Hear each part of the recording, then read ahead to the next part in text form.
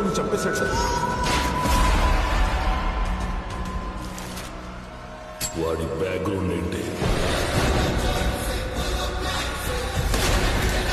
Railway police. ఆయన department తప్ప అన్ని డిపార్ట్మెంట్లో ఏలు పెడుతూ ఉంటాడు. సైన్స్ అంటే నాకు మస్త్ ఇష్టం. ఇంటర్మీడియట్ లో నాకు 100 out of 100. ఇంటర్లో అనేది 60 మార్కులే కదా.